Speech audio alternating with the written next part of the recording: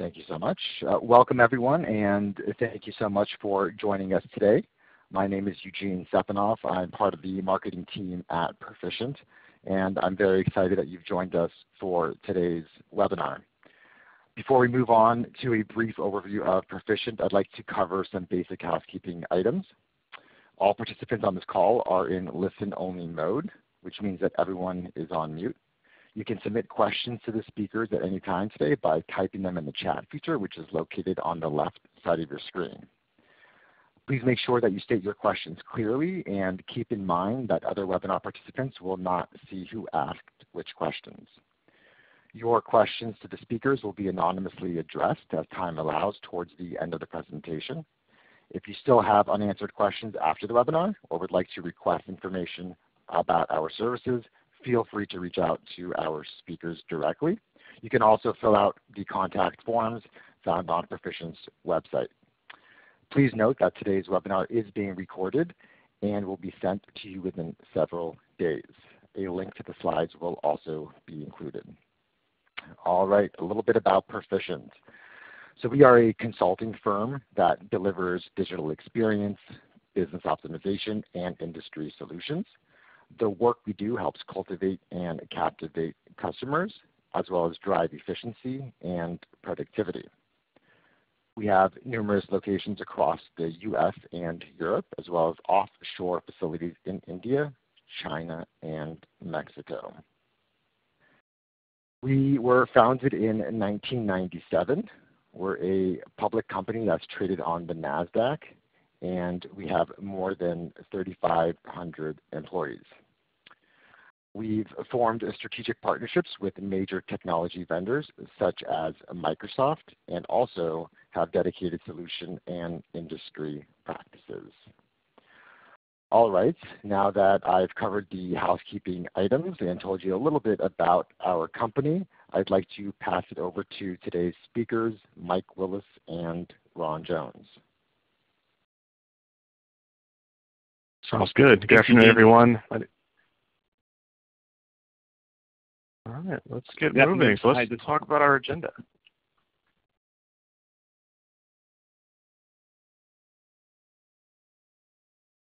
So we've gone through the Perficient overview, and we'll talk about our Microsoft practice specifically and some of the smart people that we bring to the table through organizational change management. And then we'll get into Office 365 and Teams as a quick overview. I'm assuming a lot of you are already familiar with Microsoft and Office 365 and Teams, but just in case, we'll level set through this and a couple of surveys we'll mention in a second. We'll establish our business case for organizational change management. We'll get to the 4 keys for success for adoption and change management, and then we'll talk about strategies for measuring adoption. And of course, with us today, we mentioned that we have both myself, Ron Jones, and Mike Willis. I'll go through my intro first. I'm the Director of Modern Productivity at Perficient. So on the technical side, I own sales, marketing, and delivery and whatnot for all of our teamwork workloads, as Microsoft would call them. But as far as we're concerned, it's really just all about helping companies communicate, collaborate, and be more productive on Office 365. With me, we also have Mike Willis. Would you like to do a quick intro, Mike? Thanks, Ron. Good afternoon, everyone. My name is Mike Willis with the Organizational Change Management practice here. I'm a director. We work closely with clients on their needs, specifically around planning and launching Office 365. Especially we have a lot of work going on right now in the Teams area, and so excited to talk to you more about that today. Great. So let's talk about our Microsoft practice. We've worked really hard over at Perficient to move over 5 million users to the Microsoft Cloud. And we've done so across several industries, including healthcare, life sciences, financial services, retail, automotive, and quite a few others. We have a pretty significant investment in the Azure space, as well as having a digital agency that helps us to deliver these experiences to our users.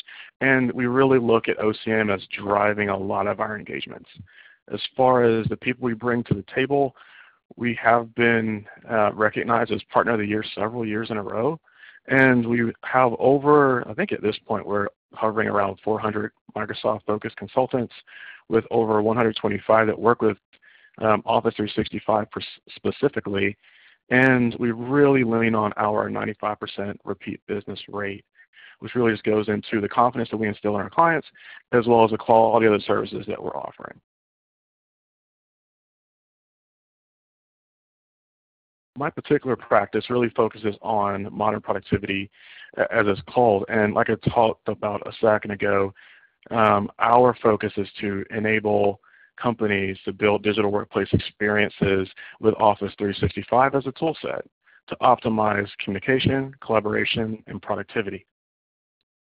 And we do so across a host of services. Right now we're really talking about technology enablement as well as some strategic concepts as well. We also have some strategic partnerships such as Metalogix, Nintex, Knowledge Lake, and tyGraph, to name a few.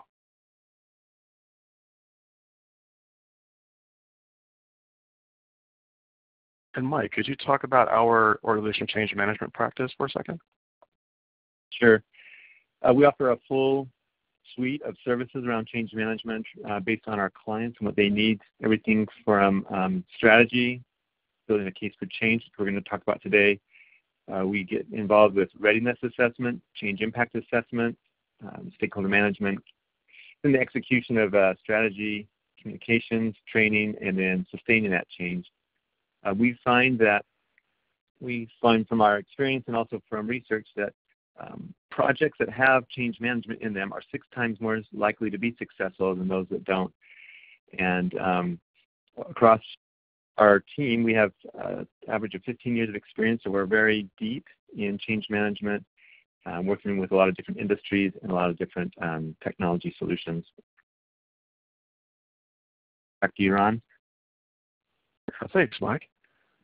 So let's get to know you guys a little bit. We have a couple of survey questions to kind of set the stage as far as what's your current position and, of course, where are you looking to go. So the first of these questions is, which statement best describes your organization regarding Office 365? First option, of course, is we're currently using it. The second is that we're preparing to launch Office 365. And the third is that you have no plans to launch Office 365 within your organization.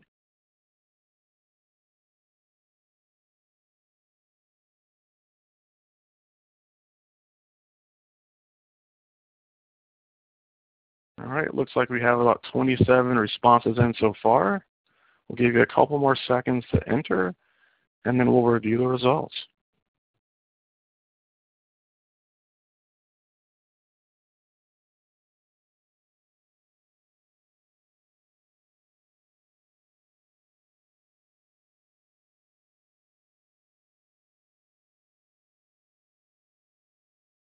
All right, let's skip to the results.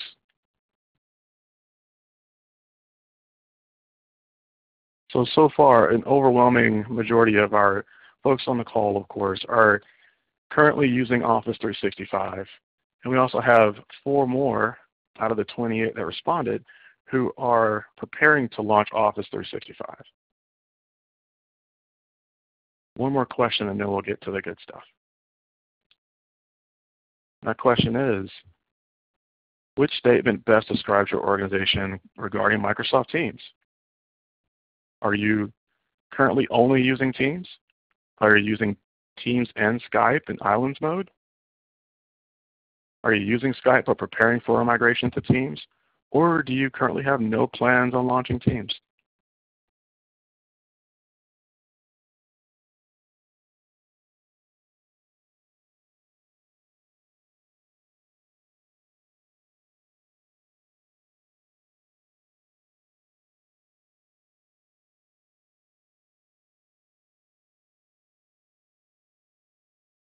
All right, we currently have 26 responses. That's almost everyone. Let's look at the results. Have an answer kit in there. Get it in there real fast. Otherwise, let's look. All right, so as far as those that are only using Microsoft Teams, that's about 7 of our 27 respondents. A lot of you, about 44%, are in Islands mode. in more of a coexistence strategy. We have others that are just using Skype around the 25% mark, almost 26, and looks like about 4% are not interested or have no plans on launching Teams. Hopefully by the end of this, we'll give you a little bit more ammunition and get you into those first 3 buckets, but if not, we understand. So let's get to some of the content here. All right, as you know, Office 365 and Teams are productivity tools for the modern workplace. And what you're going to find and what we're going to talk about today is really the fact that the technical piece of it is probably the easiest part of Office 365 when it comes to launching Teams and Exchange and OneDrive and SharePoint and all the different pieces to that tool set. However, the people can be the hardest part of that, and we'll get into some of the reasons for that.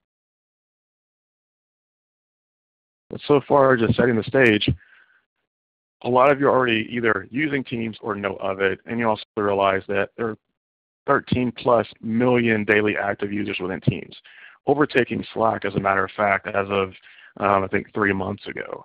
And this goes to show that we can't ignore it as a platform, and it's best that we start integrating it into how we work, because really it's more than just a swap out for Skype or for SharePoint, although those are crucial parts of it.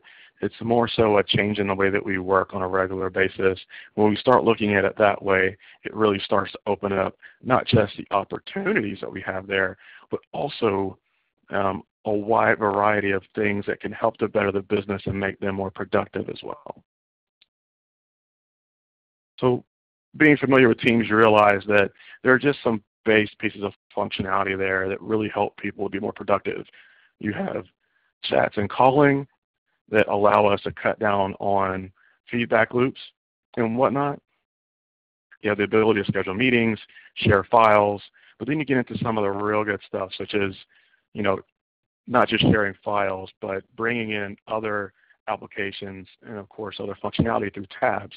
And what we're finding within the industry today is that building applications for Teams is becoming the next level of getting people engaged on the Teams platform.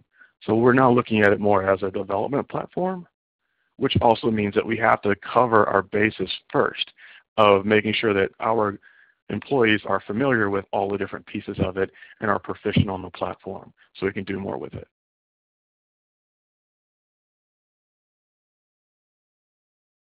With that said, we're changing the paradigm for employees, and that means that there is a healthy amount of change that needs to be communicated out to users, as well as training that needs to happen in order to make people more proficient on the platform. Because right now, your users and your user communities are inundated with tools, whether it's consumer things like GroupMe or Slack, or even some of the, either fully supported platforms within your organization, such as Zoom, Box, Dropbox, WebEx, Skype for Business, and others.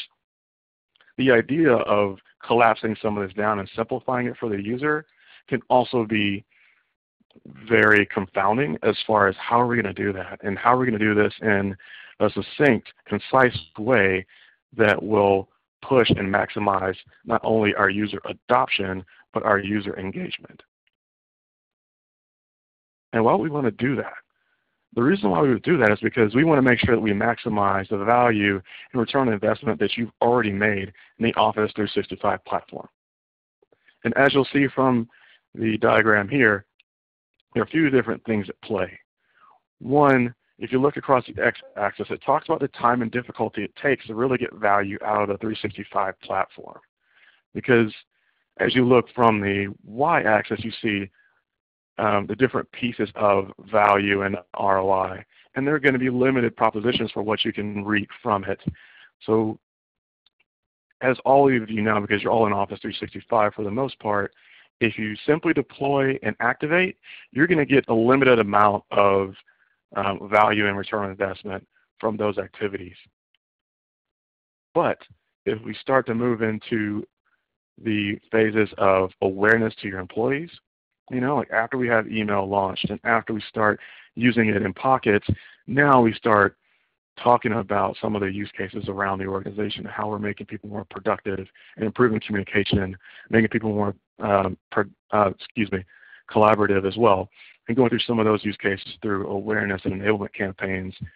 And then at the very end of things, the most seldomly reached or the rarely reached piece of this, like the real pinnacle to a lot of this, is developing proficiency on the platform, to where now we can start integrating Teams into some of your other applications, getting past the old Microsoft paradigm of, okay, if you want to use SharePoint within our organization, then maybe you should only use Project, only use CRM, and only drink the Microsoft Kool-Aid. Instead, we can say, bring your best tools that make you the most productive to the table, and we'll integrate them back into Teams to make it a hub for teamwork and make you more productive.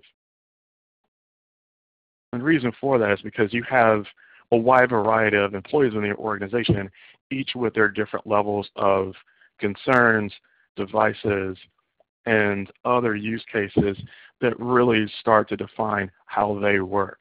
And these personas will also determine how you approach teams. And each one of these four that you see are just emblematic of everyone's workforces, but you can see how each one of these four different user types and personas will have different requirements. So then we have to make sure that we're establishing value to all of them to maximize the engagement story.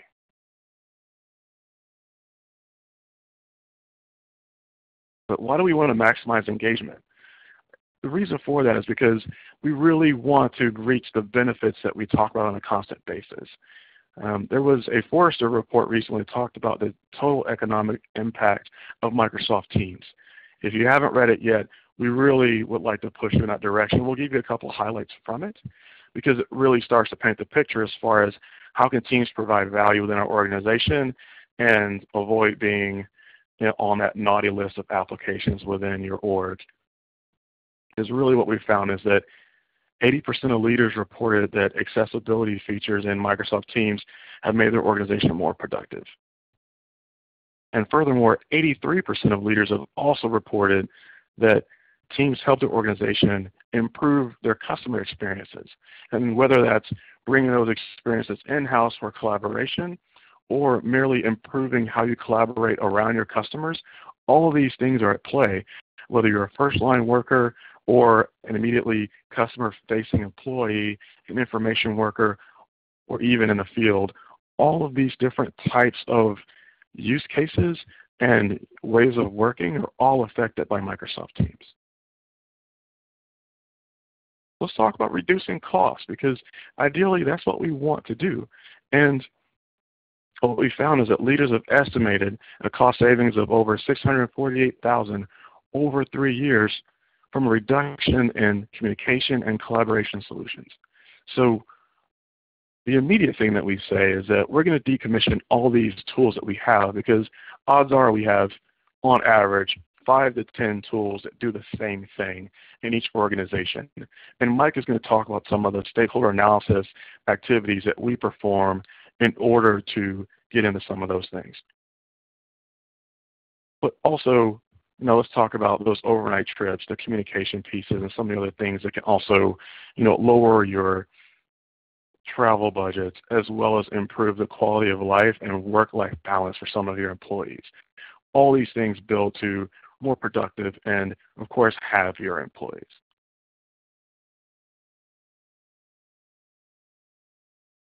And I'll just glaze over some of these for a second, but hours saved per week when it comes to searching for content, when it comes to talking to one another and getting the right people connected at the right times, all these things get into an 18.9% weekly time reduction for your employees.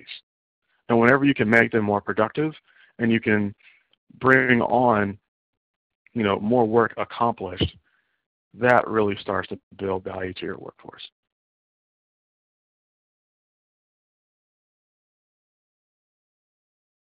Now we have 2 more questions for you, and then we'll get into some of the more change management focused activities for today. And our third question goes like this. My organization has formal adoption change management methods and tools to prepare people for large organizational changes. Really what we're checking for is how prepared are you for organizational change management activities within your organization? Would you say that you're always prepared and you have a good program for that? You're sometimes prepared, seldom prepared, and the dreaded never prepared.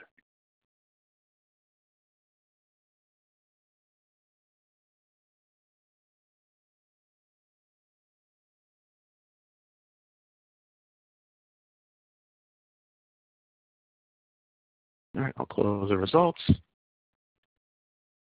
looks like a lot of us are kind of trapped in the middle, with 63% of us saying that we're sometimes prepared for organizational change. I'll get into our last survey before I hand it over to Mike Willis on our change management team. But the question goes like this. My knowledge and experience leading change using adoption change management methods and tools are at what level? Very familiar, somewhat familiar, very limited, or no prior background.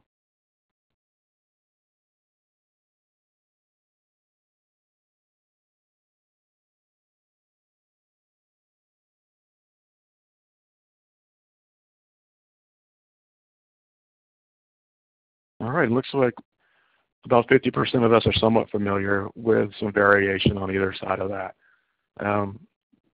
Thank you so much for your participation so far. Now let's get into some of the change management concerns, and let's talk about some of the deeper change management concepts. I'll hand it over to you, Mike. Thanks, Ron. Hey, good afternoon, everyone, again. So I like that. That was interesting, the responses to those last two questions. The majority of people are somewhere in that middle. Sometimes their organization uses change management as a formal methodology, some seldom. And then also it looks like this group is kind of also the bell curve of most people are somewhere in the middle of their knowledge or very limited. And so that's what I want to talk about today, is really the importance of using a formal change management approach in important projects like this, like Office 365 and Teams. There's multiple research studies out there that emphasize that 2/3 of all projects fail. And when we talk about fail, meaning fail to meet their business objectives, scope, timeline, and ultimately fail to deliver the desired return on investment. That's been replicated in multiple studies out there. And if you think about your experience with organizational change, it might have some of the same statistics. What we find is that organizations, when these projects fail, it's usually not because of technology.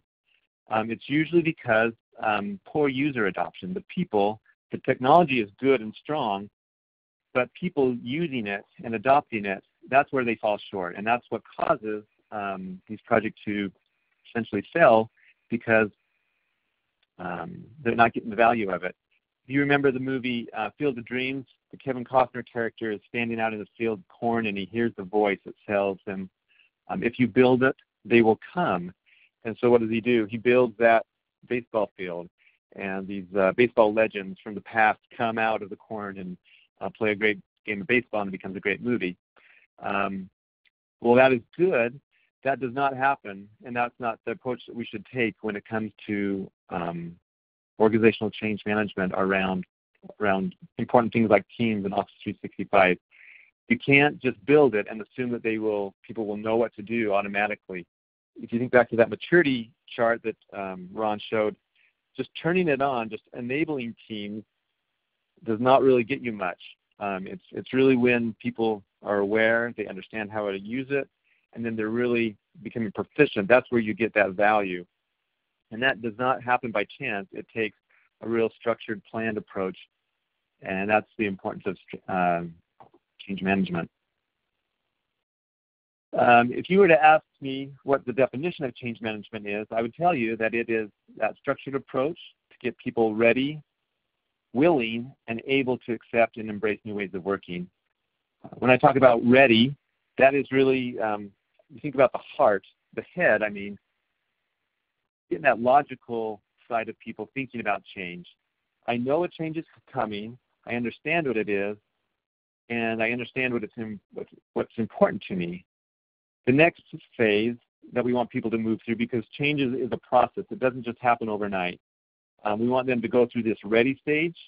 The willing stage is more about the heart.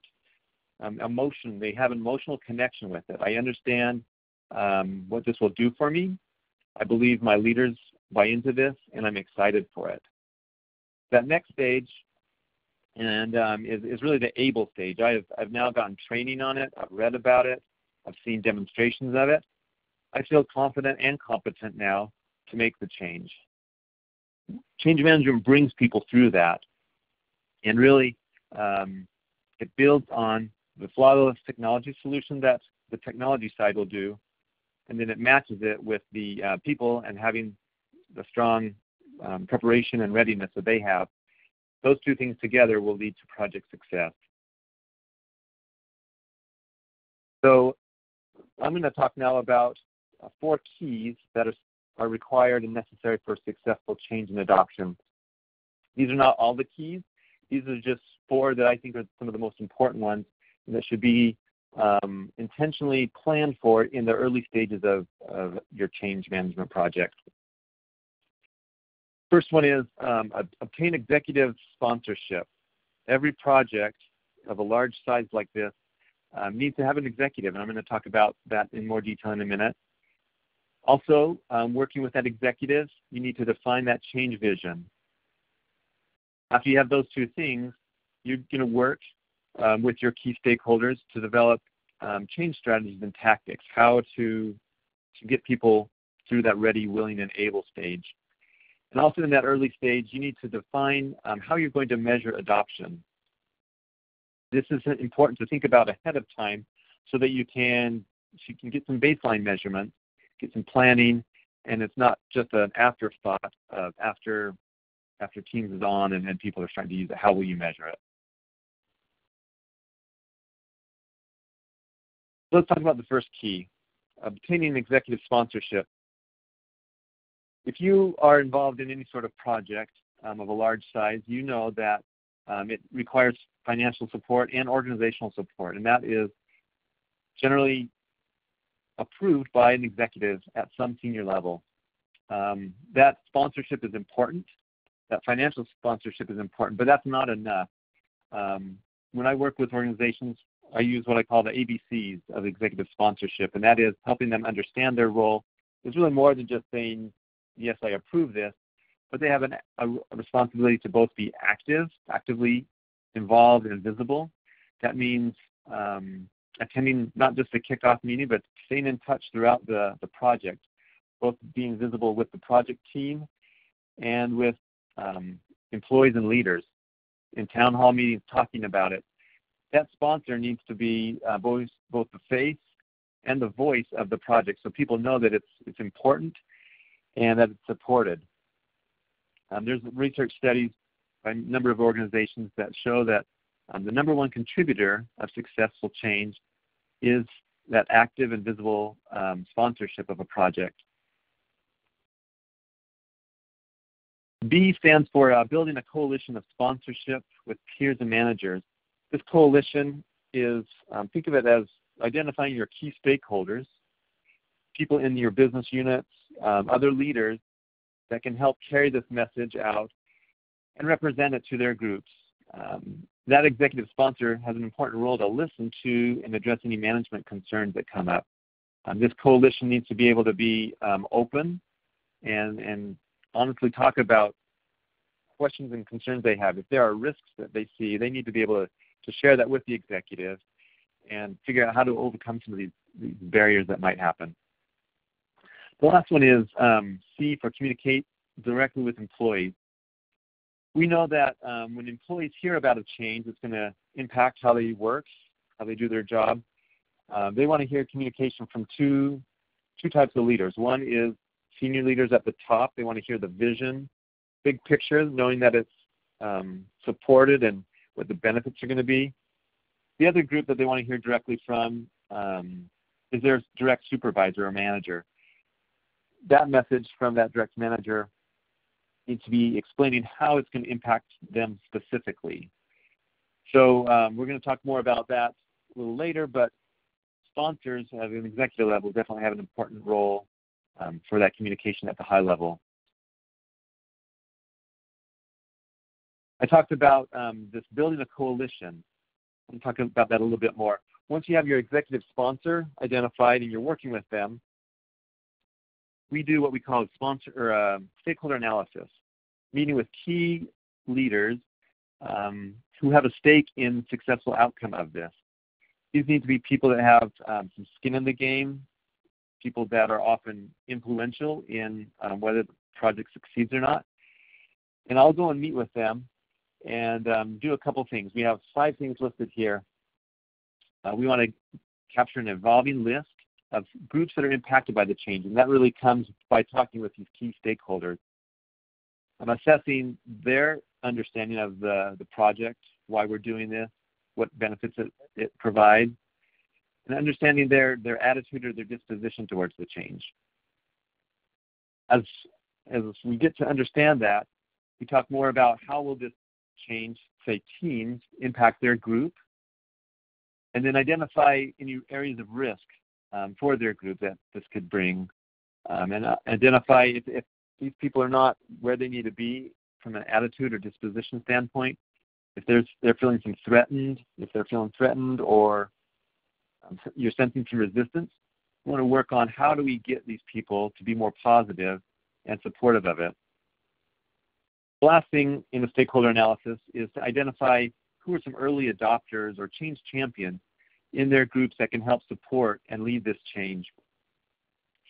When it comes to rolling out and getting a large, whole organization on Office 365 or Teams, it takes more than an executive sponsor, it takes more than a project team. It takes a network of people throughout the organization. And so early adopters and change champions play an important role. Starting and identifying those early with those stakeholders can help you identify how they can work with you and how they can help.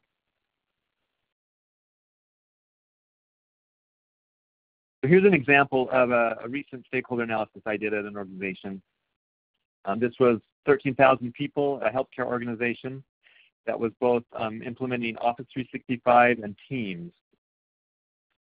Working with the executive sponsor, identified 9 different groups that were going to be impacted by this.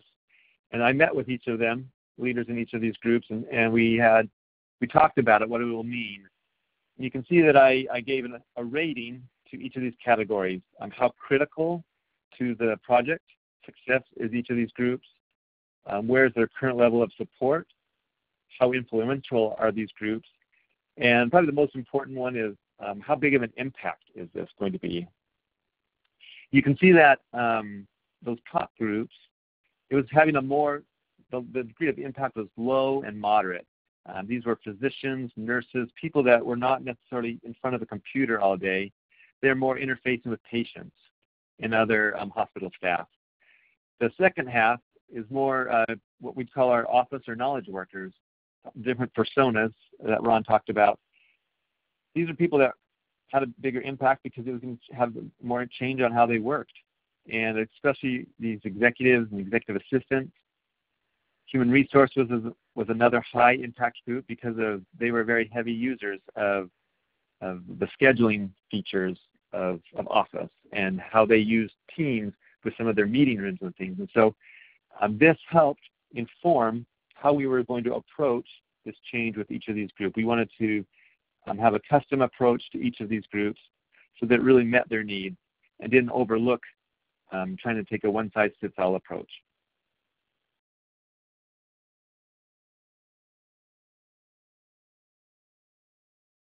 When I think of working with senior leadership, working with executive sponsors, I'm reminded of this quote by Simon Sinek. He says, leadership is about pointing in the direction, articulating a vision of the world that does not yet exist, then asking help from others to ensure that vision happens. That help from others is your key stakeholders, change champions, and early adopters. And really to get them on board requires having that compelling vision, giving them a reason for them to join in this journey. That's why I have defined the change vision as that second important key. That why is why change, and why change now is really the big question that people will be asking themselves. And helping to lead the change, you want your key stakeholders, your sponsor, really speaking to that from the very beginning.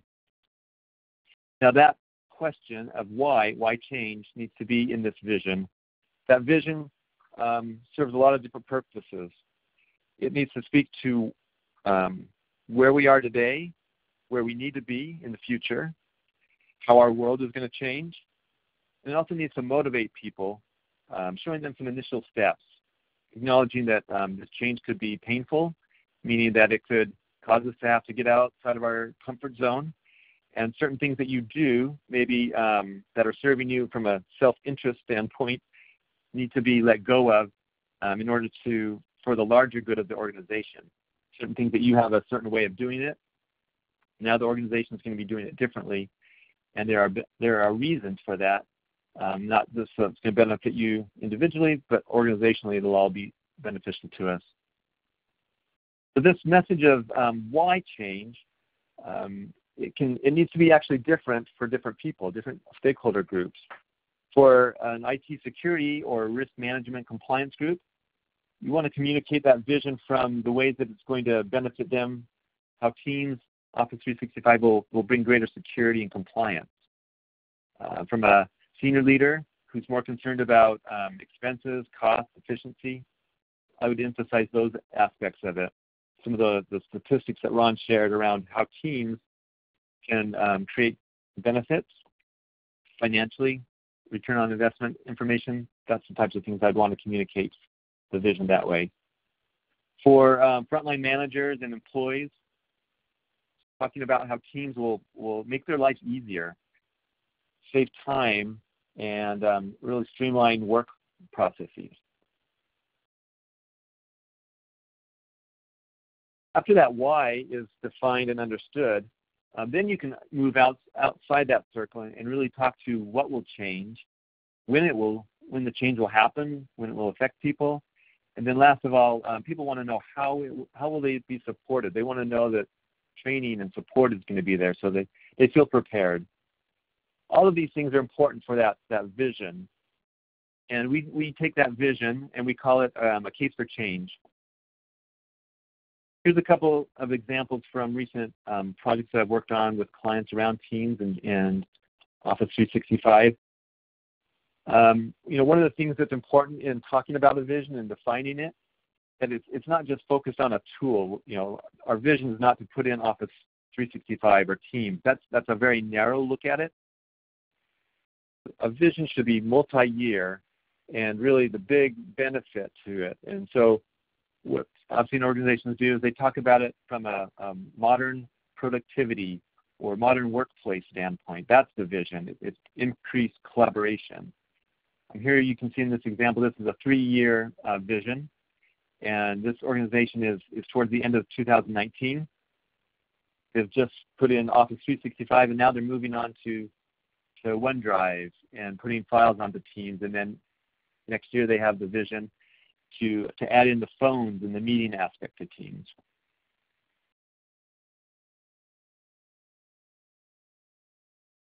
Talking about using visuals is an important part of helping to share that vision with people. And so another graphic that we used with this client was helping people understand where they are today, where they're going in the future, and that this will benefit them from individual personal level and also a team level. The tools that they're using today are very not connected, and by moving on to OneDrive and Teams, these things will be in the cloud. We'll have greater access to it from mobile devices, and they'll all be using the same tool, and it'll be much more better integrated and streamlined experience. The third key is developing change strategies and tactics. And you can see here that I have a number of them listed. Really, getting people ready takes more than just sending out a communication the night before or sending them to training, expecting them to all understand it. based on your organization, your culture, how big of an impact or changes this is going to be, you'll want to use a real full suite of tools to get people ready. And so here's some of the tactics.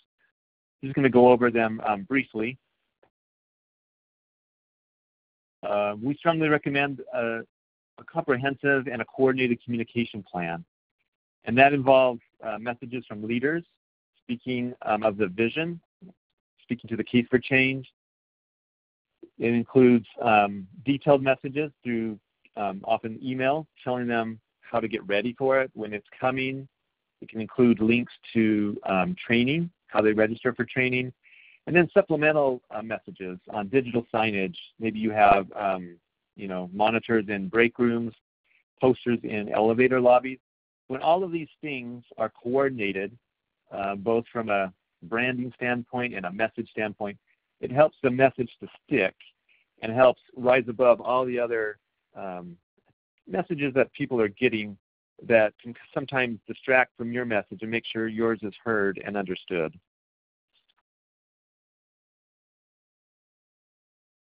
Along with communication, training is an important component. Something we often think about is instructor-led training, and there's many ways to do instructor-led training today, face-to-face if people are in the local offices. We also can do virtual training for people in remote offices. Self-paced training is also an important option. You can record live training sessions, but also we work with several third-party vendors. These partners help us because they have well-developed, high-quality training videos, how-to videos that are very short, concise, just in time, little snack-sized videos that you can watch. That's our Clip Training and our Brainstorm partners. Learning Pathways is a new tool from Microsoft, and I'm going to jump to it right now. It's an online learning portal that connects you to Microsoft videos, Microsoft procedures, and it's always going to be updated. So, but it's also customizable based on those applications that you want people to have access to. On the left, in that top left, you can see the home screen, and we've set up this sample site for this client so that they can connect to Teams and get started on OneDrive. If I click on Teams, it will take me to this second screen, which will ask me what I want to learn about. This is, again, that self-driven, self-paced training. Click on that, and behind that is different videos. Again, these are connected to Microsoft-produced videos. You can also get step-by-step procedures on how to do certain things. It's a great tool that we're using with clients.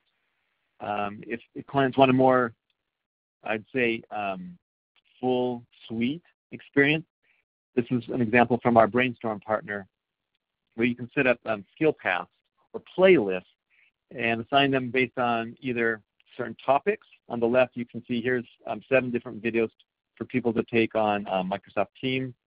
Or we also do a phased approach where before the go-live event, people have an assigned playlist. Right after the go-live event, they have another wave.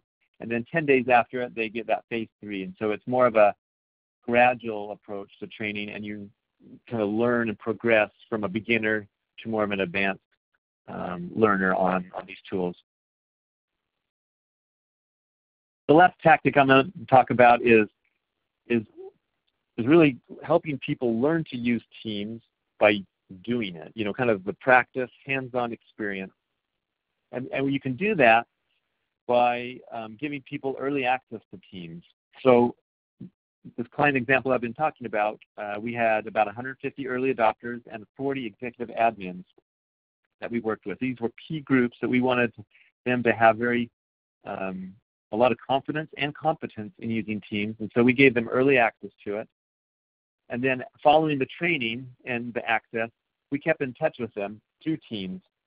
And this gave them a bit of a sandbox experience to practice it before their larger group and the people that they support got Teams.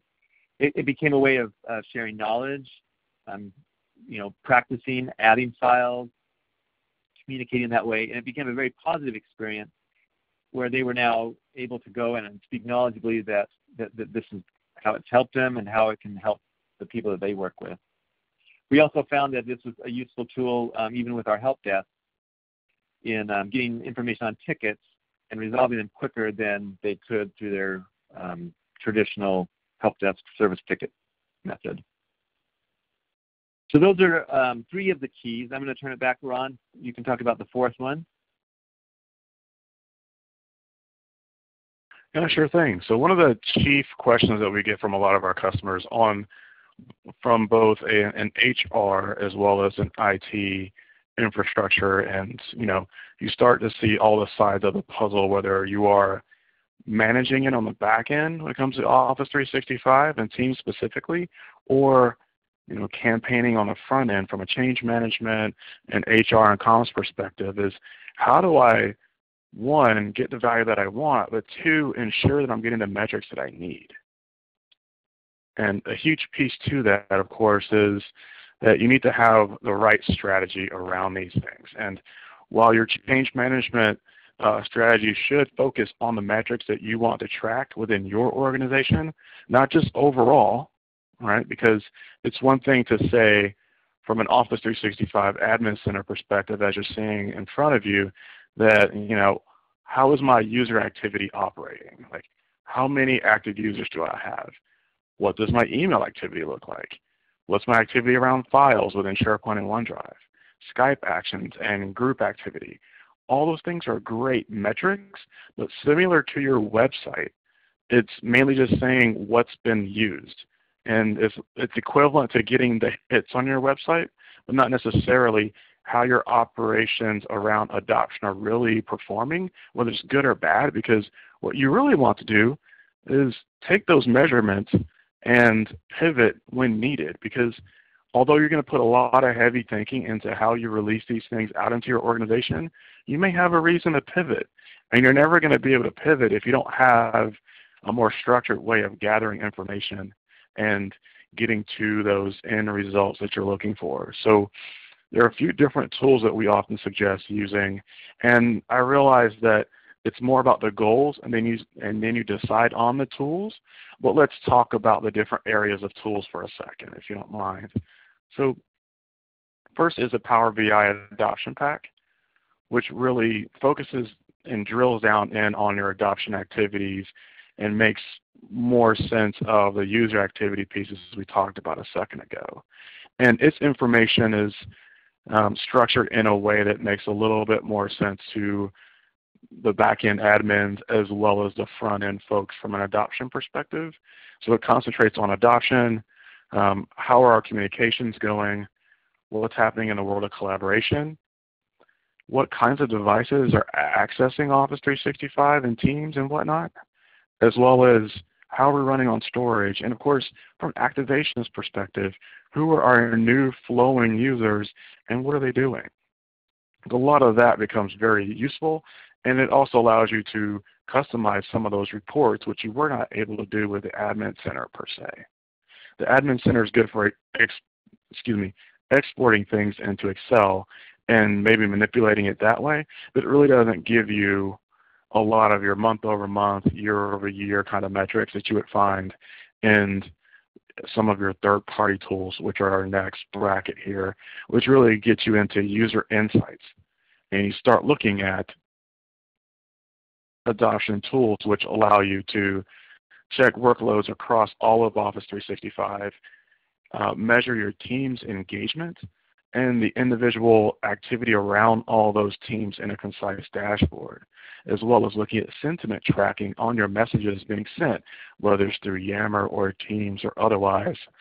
And one of the bigger things I've found through tools like tyGraph and others are going to be your measure of active engagement, which allows you to look at your messages, see how they are being consumed and acted upon within your particular tenant and your individual messages within Teams. So it's not just about likes and shares, but bringing all that activity into something more palatable, one, and two, identifying your top collaborators and even getting down to the networks and looking for bottlenecks in collaboration, which then can allow you to chart who are some of your blockers and who might need to be enabled a little bit more in order to get more return on investment, which is really where your organization wants to go.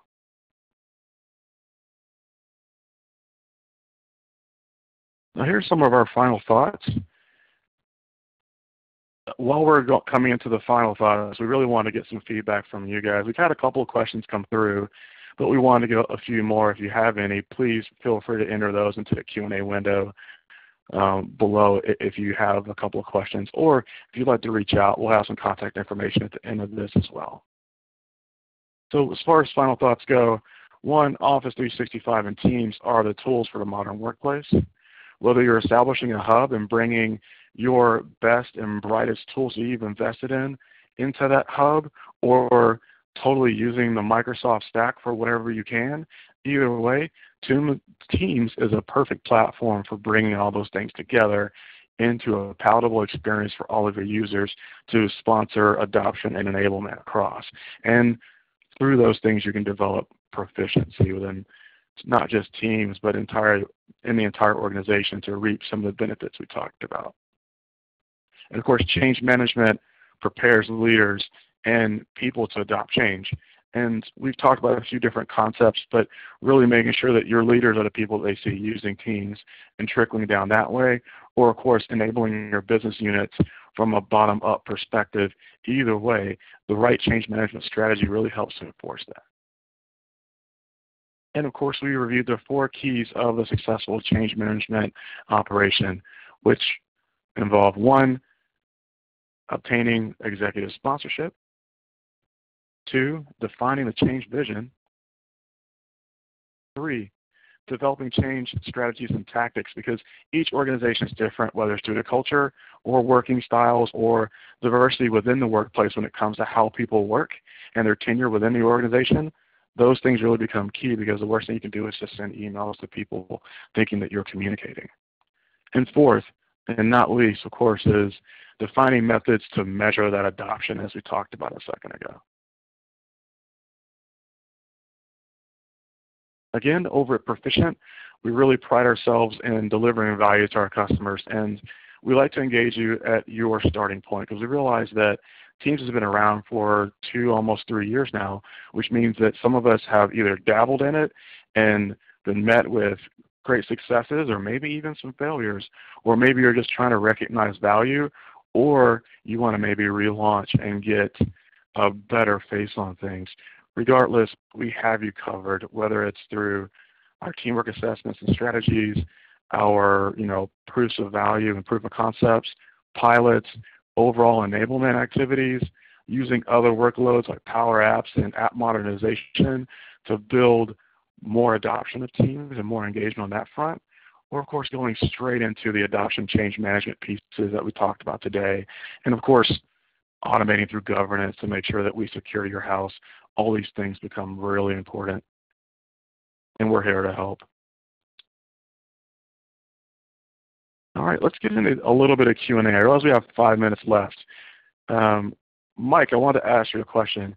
You mentioned email campaigns and posters and whatnot.